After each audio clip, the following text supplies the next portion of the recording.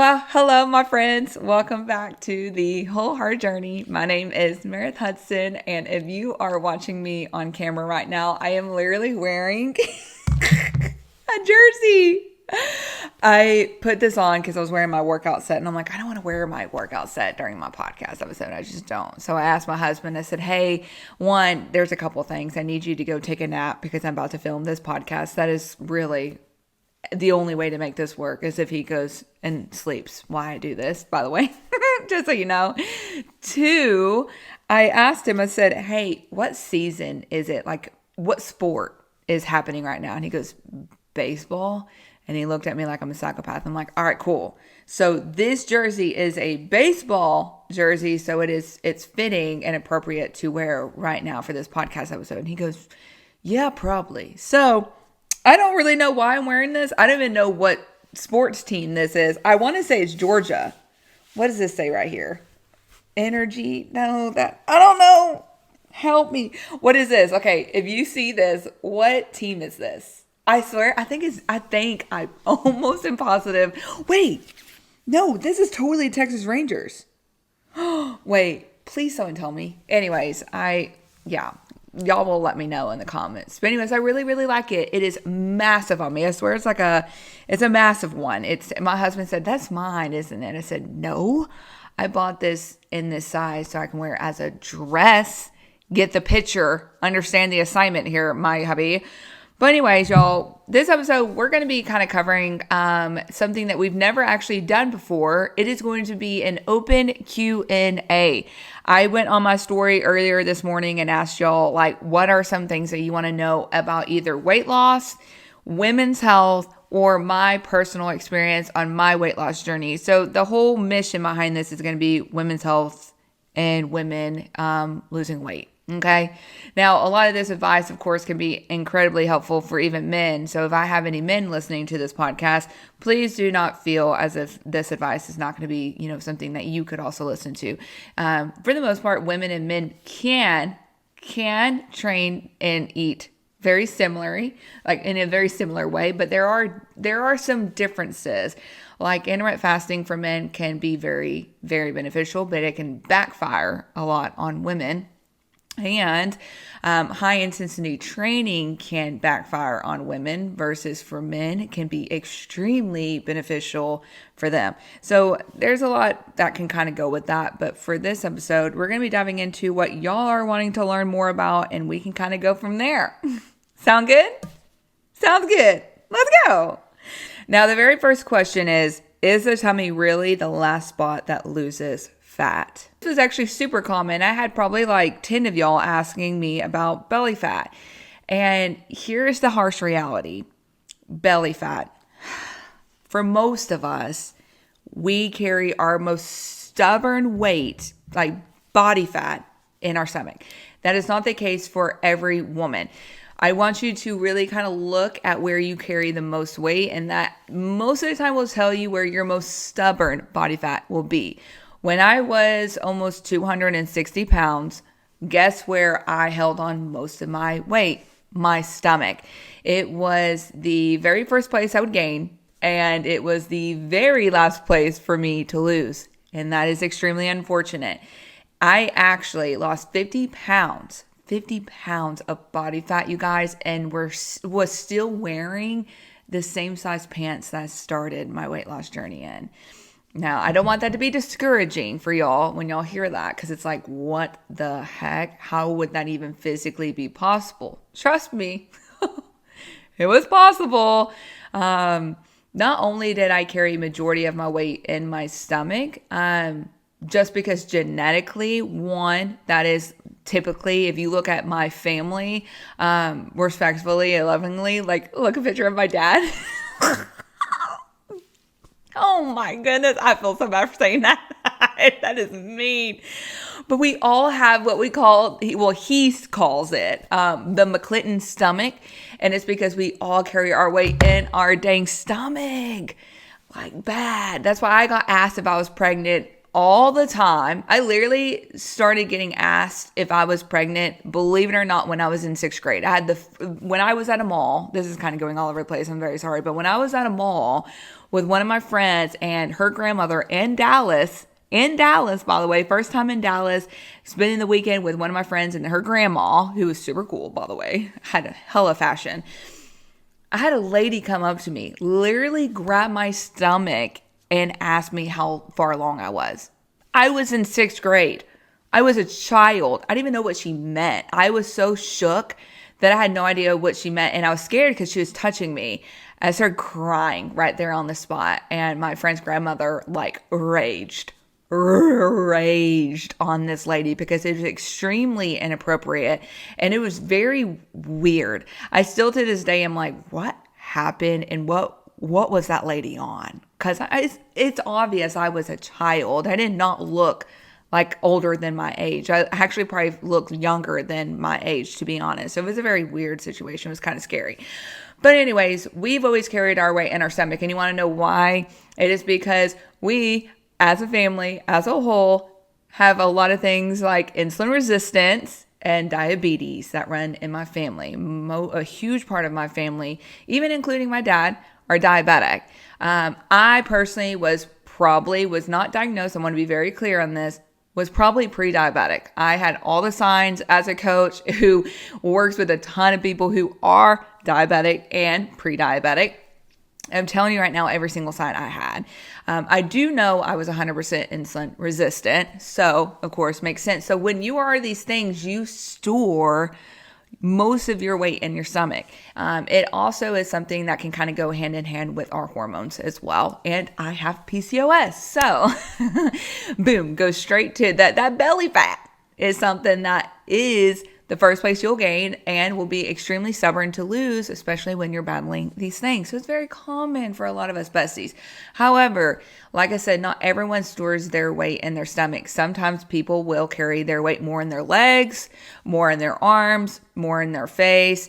I always feel like when you gain mostly in your face, you usually gain mostly in your stomach too. Those can kind of go like very similar hand in hand for multiple different reasons. But anyways, that's how it was. So when I was losing weight on my weight loss journey, I first started losing weight in my legs, in my arms, my face, everywhere but my stomach. But yes, it is true. Your belly, if you carry your most stubborn belly fat or body fat in your belly, it will be one of the very last places to go.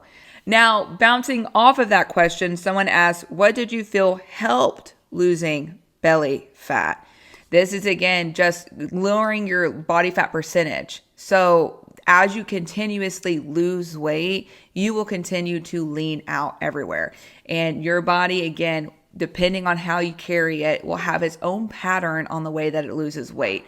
My belly was the very last thing to go, but that also means that once I started actually losing weight in my belly, it started coming off rapidly. I went from wearing the exact same size clothing, like pants, after losing 50 pounds to where after I lost 50 pounds, I was changing pant size every single month. I am not being dramatic here. I'm not like exaggerating this situation. I am being 100%. I literally went from size 20 to size 2. Size 2, like, I felt like almost rapidly. I gotta really think about this. It took me what? I don't want my time frames. Don't quote me on this, but I think it took me 9 months to, oh goodness, I can't remember. I know my first year I lost 50 pounds. So yeah, my second year I went from a size 20 to a size 2 in 1 year. Yeah, that's right. Okay, boom. You can't quote me on that. I do know that 100%. So anyways, drastic, right? That's literally insane. I see that with my girls too. People who are shaped very similar to me before I started my journey, they share very common experiences as me. They will literally be so discouraged about their measurements, be so discouraged about their clothing not changing when they lose, like, that first 50 pounds. They'll still see a huge change and obviously will drastically feel one.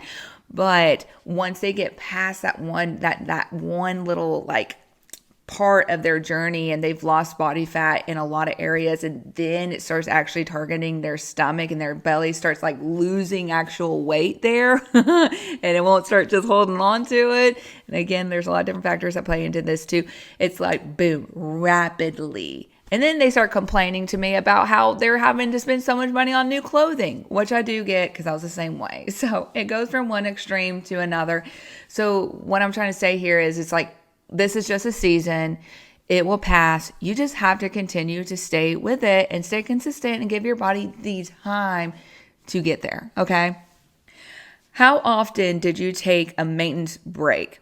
This was also a very surprisingly common question that I had. And I actually really love the fact that y'all are asking this type of question because this is a huge part of your journey. Now, I say this with saying that no, you do not have to take maintenance months in order to continue to lose weight if you're implementing the type of approach that I personally take with all my clients, which is reverse dieting. When you reverse diet, what happens is you are increasing calories over a course of time by listening to your body when your body tells you it is ready to increase calories. And that will be when you start losing muscle, you're hitting quote unquote plateaus, but you have to remember that all stalled weight on the scale means that you're in a plateau. So I don't want you to hear every time my scale stops moving, I need to start increasing calories. No, that's not the case.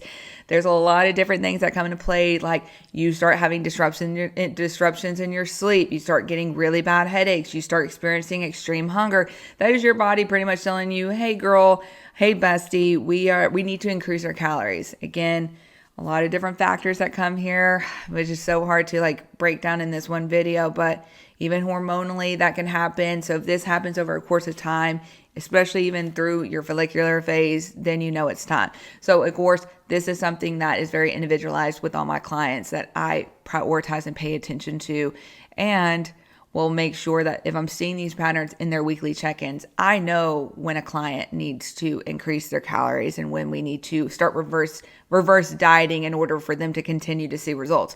So if you are reverse dieting and going through things like this and increasing calories over a course of time through your weight loss journey, then you do not have to take maintenance breaks. However, I personally did because I wanted to stop and pause and embrace my success during my journey.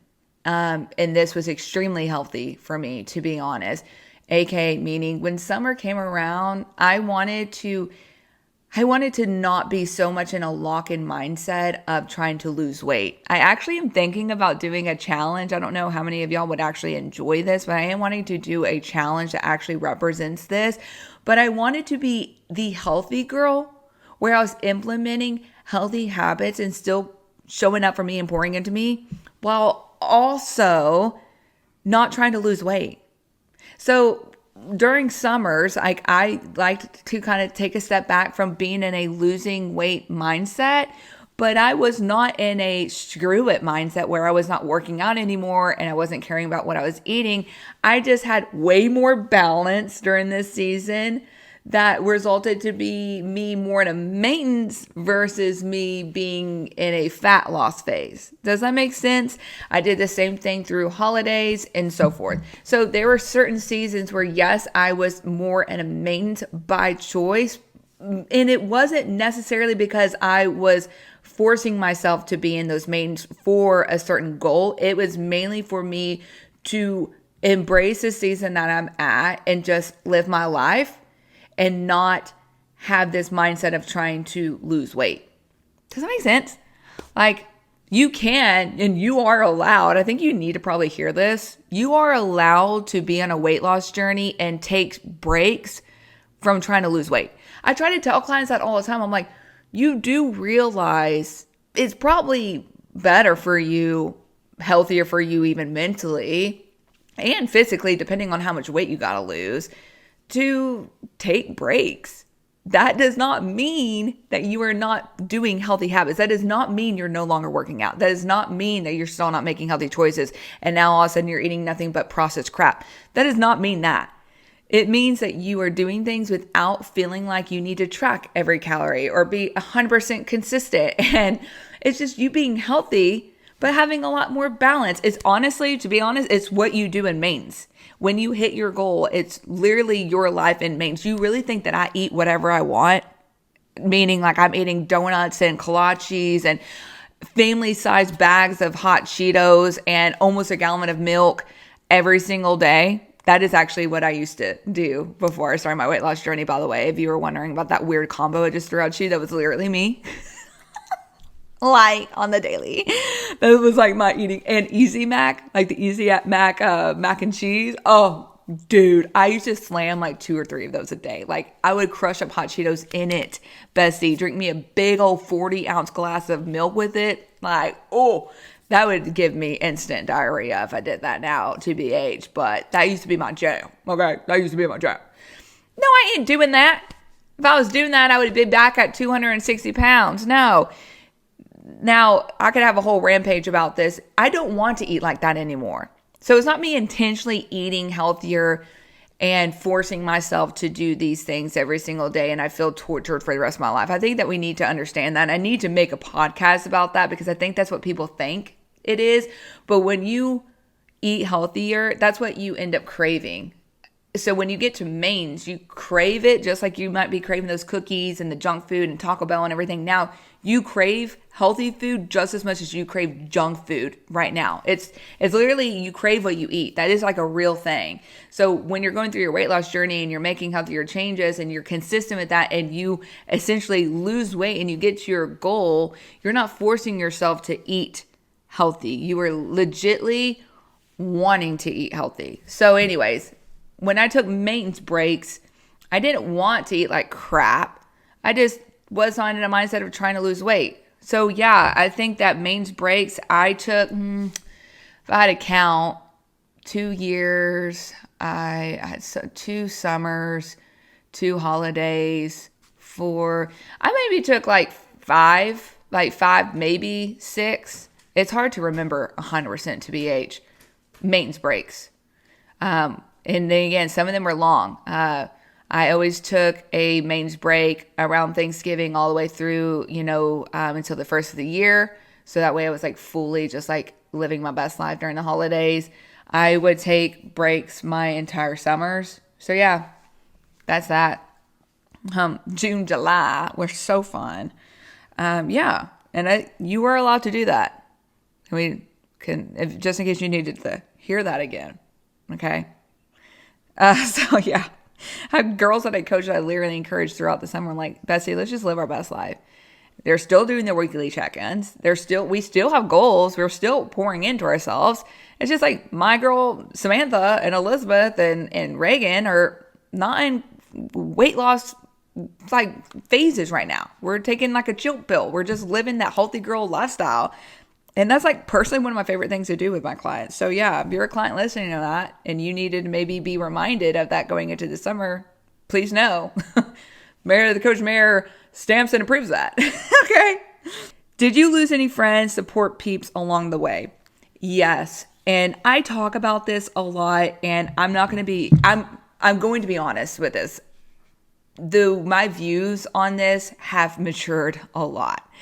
If you would have saw maybe a post of mine or what I talked about when it was fresh and it was like just happened to where, I just lost 120 pounds and I'm making a post or I'm sharing about it, I would be like, yeah, people cut me off and they didn't support me and it's super wrong. Now that I have matured, I'm a lot older, not a lot older. It wasn't even that long ago. I'm in maintenance, 4.5 years going on 5? I don't even know. I can't even count anymore. Anyways. And now that I just, as an individual and as a woman, I've matured a lot. I've come to realize that that's just life. It's just life. Like, whether it be because of my weight loss journey, whether it be me because I started my career. I lost more friends after I started my career and I became successful more than throughout my weight loss journey, if I'm being honest. And it's just because when you go through different chapters of your life, you're gonna lose friends for multiple different reasons.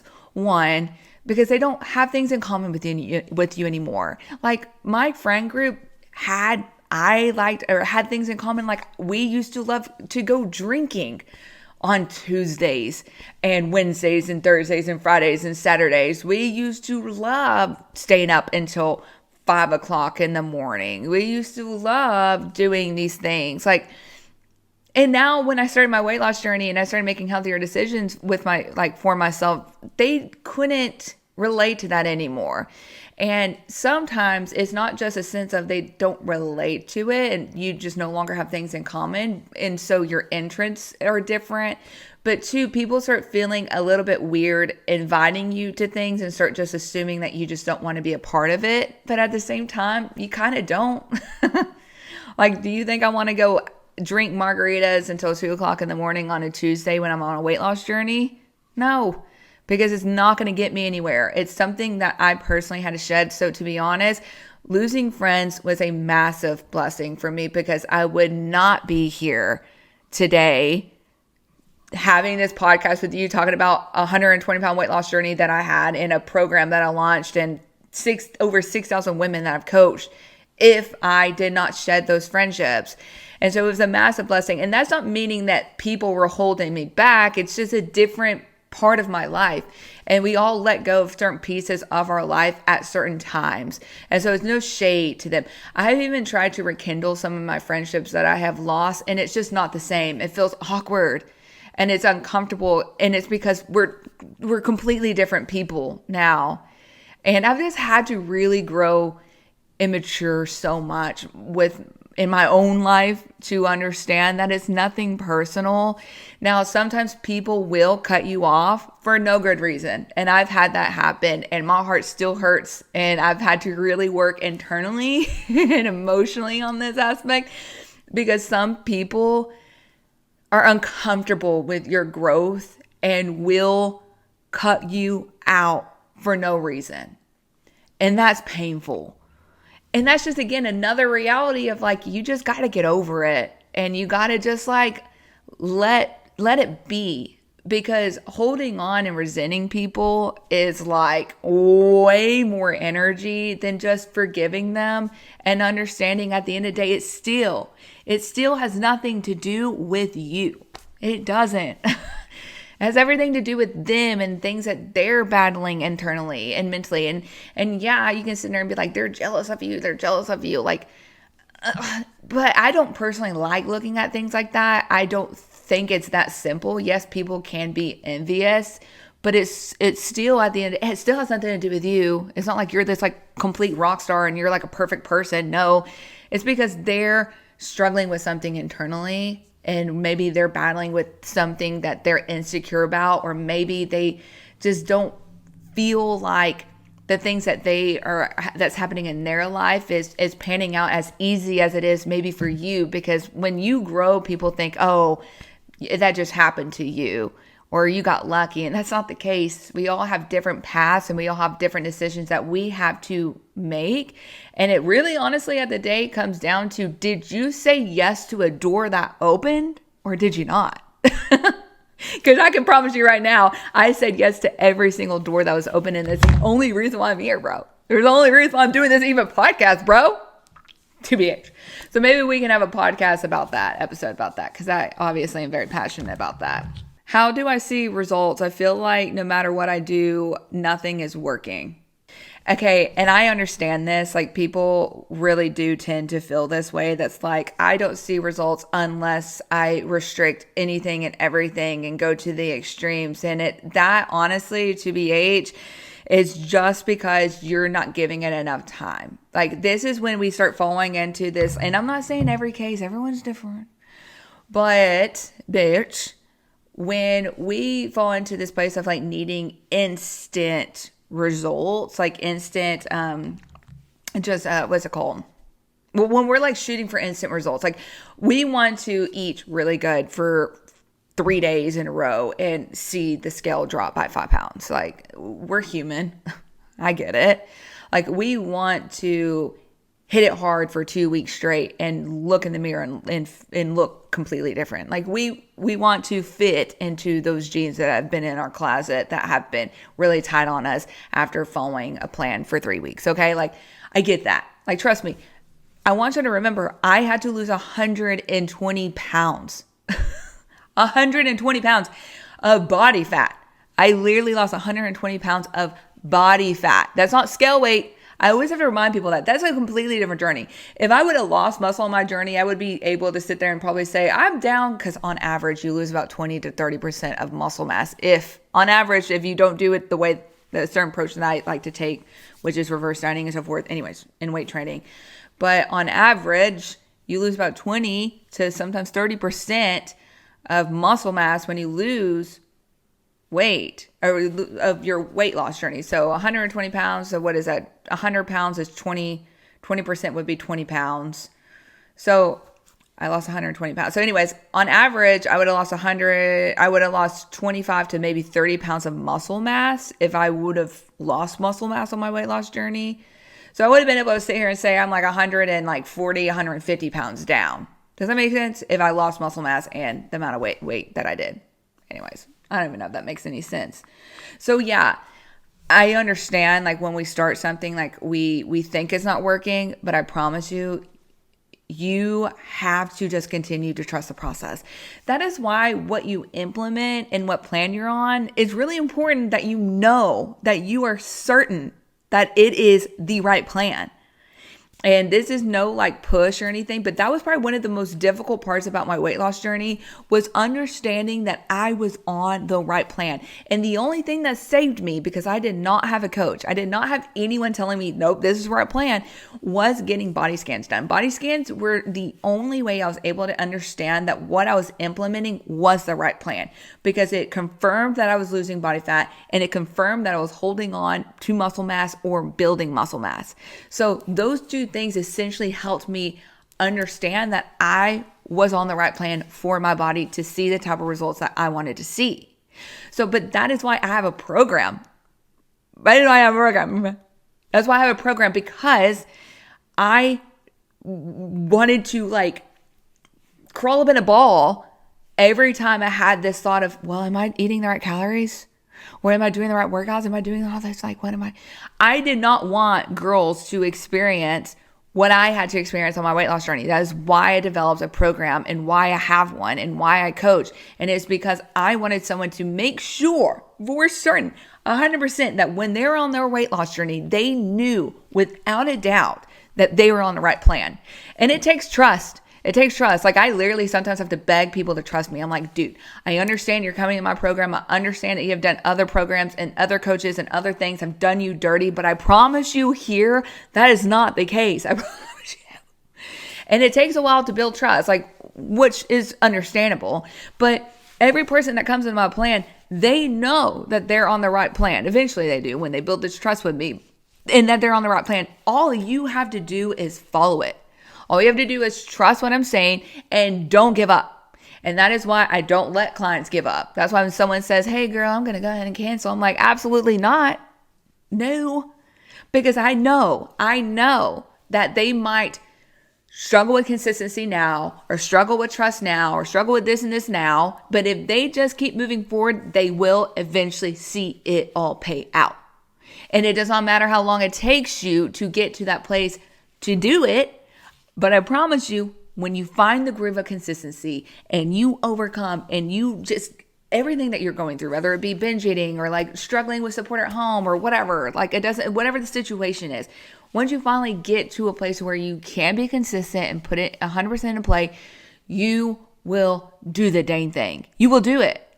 It's just like me. If I would have gave up at any point in my first year, I would not have eventually been able to see it all come into play. It took me 2 years to lose 120 pounds, but my second year was when the magic came into play.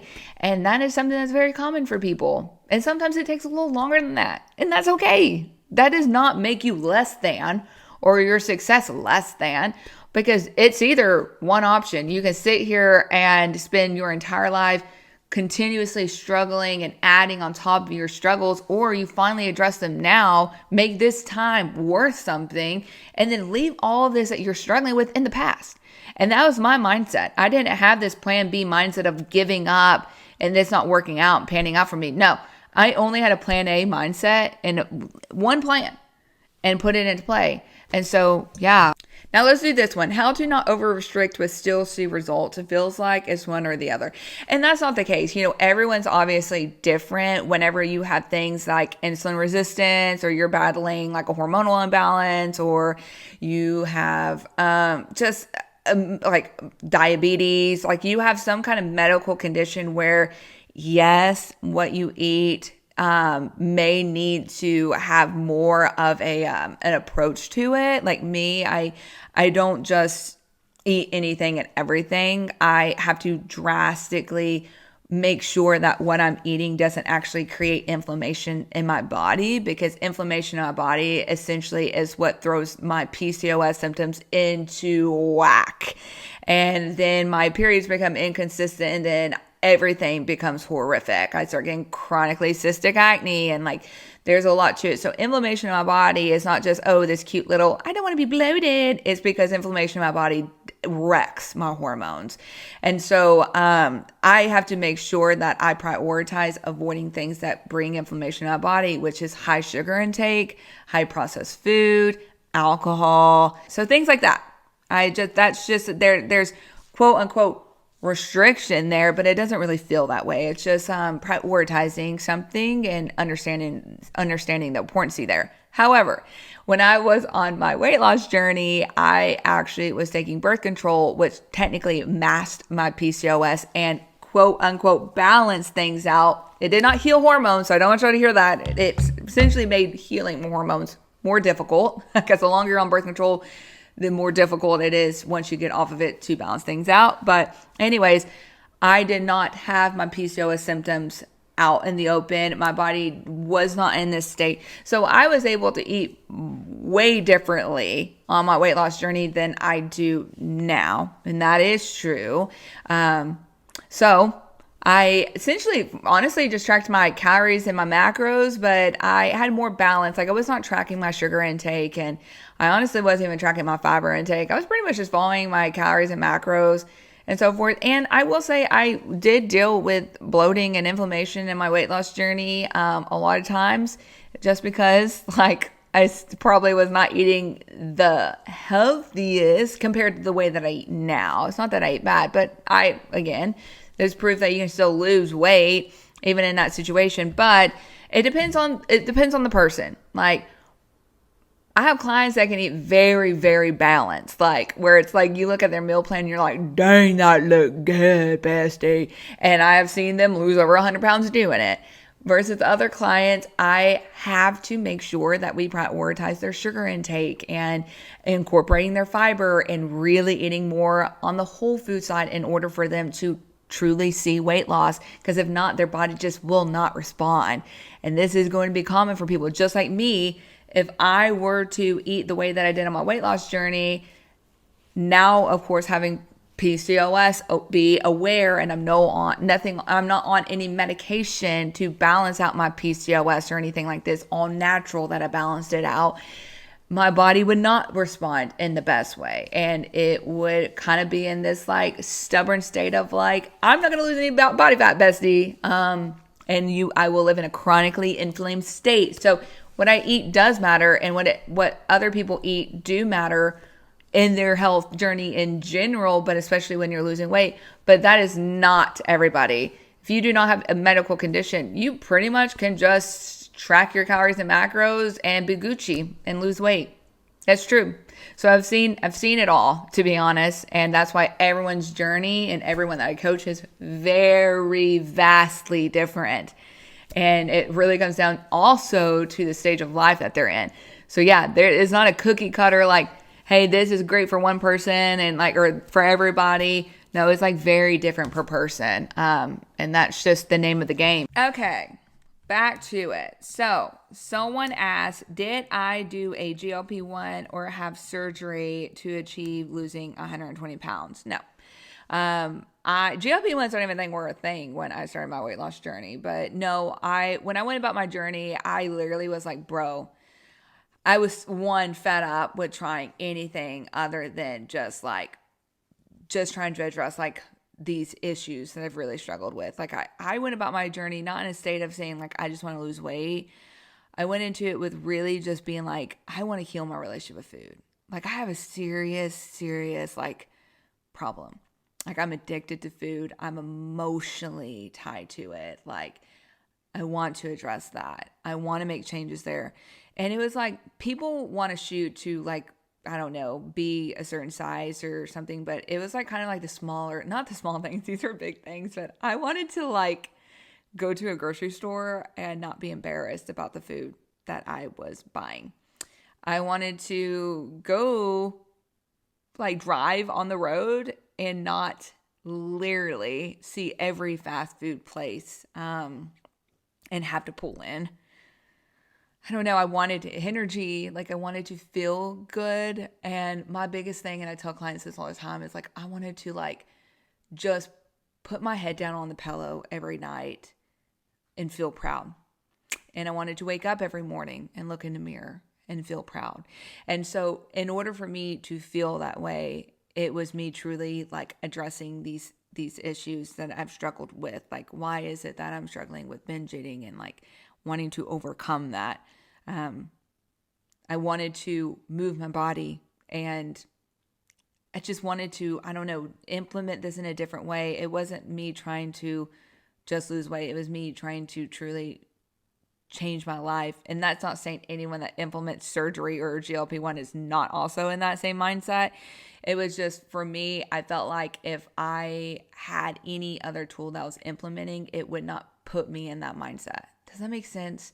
Because I've done the weight loss like pills and shots and like fad diets. Like I did all that. I spent 18 years doing that. And what it did essentially for me, I am very different. This is not the case for everyone.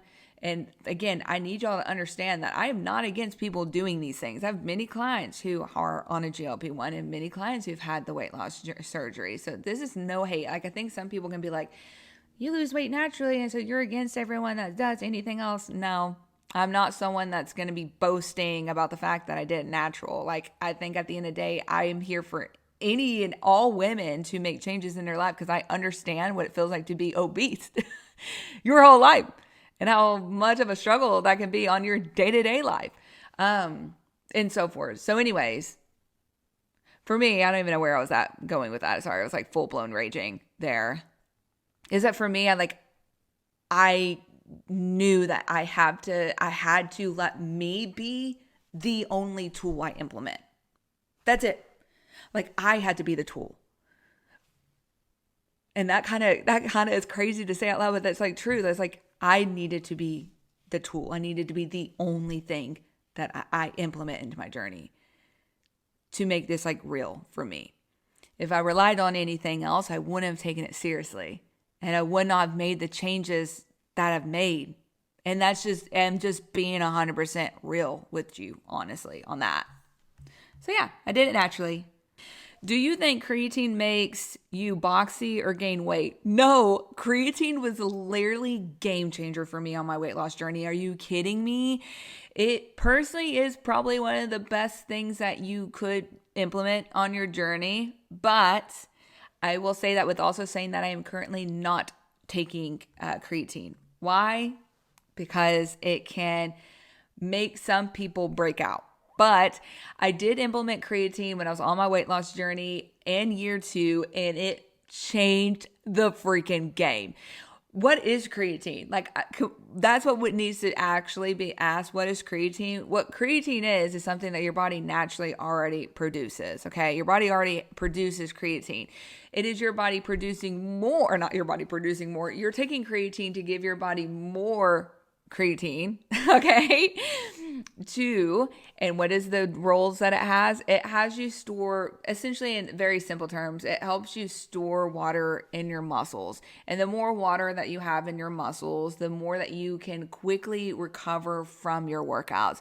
So if you're weight training and you are lifting heavy and you are busting your butt in the gym, and let's just say you're working out probably 5-6 days a week, creatine is going to be super beneficial because when you are hydrating your body every single day, which if you're on creatine, you have to hydrate. Like that is not a non-negotiable. If you suck at drinking water, then you definitely need to stay far away from creatine.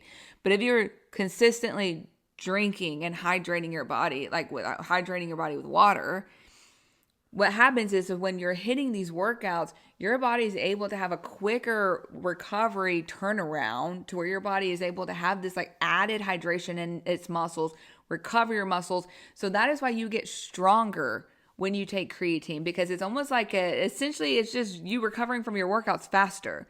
And so because you recover from your workouts faster, you're able to build strength faster.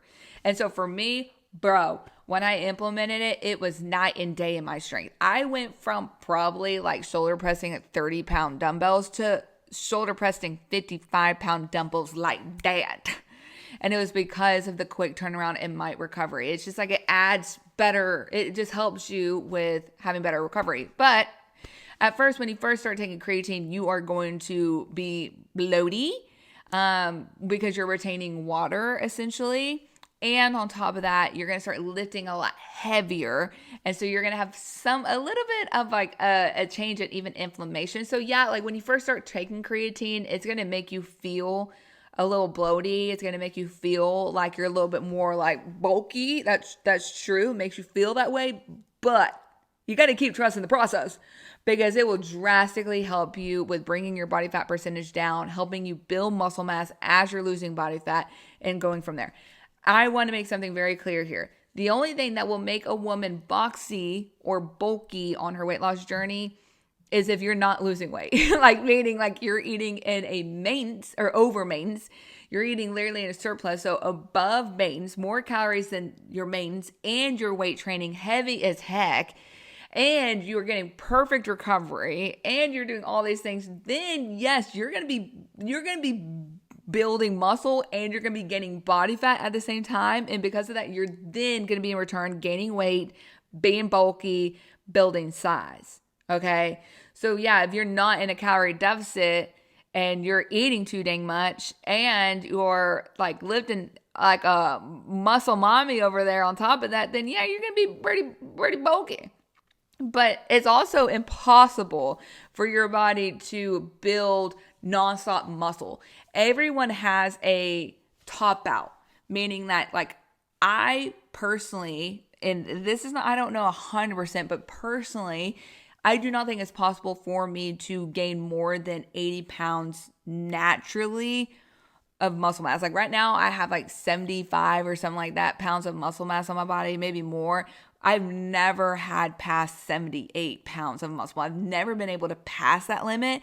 So meaning I don't think it's possible for me to have more than 80 pounds of muscle mass on my body to BH. Now, I don't know if maybe I did a hella like bulk where I'm gaining like a lot of weight, if that be possible, maybe. But we all have a top out. That is why women who want to build more muscle mass take steroids. So that way they can be able to gain more muscle mass. That's the whole reason why steroids exist, because we all have a top out where naturally our body will stop building muscle. I don't know. So again, in order to get to this place where you're like, oh my goodness, like some of the girls that you see that's like, dang, I would not want to mess with that girl. She's more likely on steroids. And I feel like it's pretty obvious when someone's on steroids, is it not? I feel like it's pretty obvious when we see someone with on steroids, especially women. It changes everything. The size that the woman is, like her voice, her tone. She's usually more veiny, which veiny usually means that your body fat percentage is pretty low. So not every veiny. I was super veiny when my body fat percentage was like 14%. I was actually very insecure about it, because I'm telling you right now, like from the fingertips all the way up around my collarbone, everything veiny. It was kind of nasty. I had some friends like love it, but like I was kind of creeped out about it, to BH. It's not nasty. It's just like, it was creepy. I felt like a little alien. Okay. Anyways, let's see. I honestly think we're going to have to do more of these. Y'all have to tell me if y'all like the Q&A. And if y'all do like the Q&A, I will do more of these. I am waiting for the day I can actually start going live on Instagram. Right now, I have been banned from going live. And you want to know why? It's because I tried to advertise for my first masterclass that I did last year, like webinar. It was about food noise, and I literally used the word food addiction on my story, and they literally banned me for a year on going live on Instagram. I wasn't even live. Why would they ban me from going live? It's the stupidest thing in the world. Anyways, they have been punishing me ever since then. I'm like, it's called education, so whatever. It was a dumb. If I showed y'all the actual like story that got me banned, you would be like, that is actually insane. I know. So anyways, y'all have to let me know if y'all like these Q&As or you actually despise them, and then we can kind of go from there. But I love you guys. I'm going to let y'all go, and y'all have an amazing rest of your Tuesday if you're listening to this first thing on Tuesdays. And as always, y'all, I would love for y'all to send my podcast to people, get the word out more, so your girl can start growing her podcast. Rate it, comment, like, subscribe, do your thing to support your girl, so that way I can keep this podcast going. I love you guys. As always, I'll see y'all next Tuesday.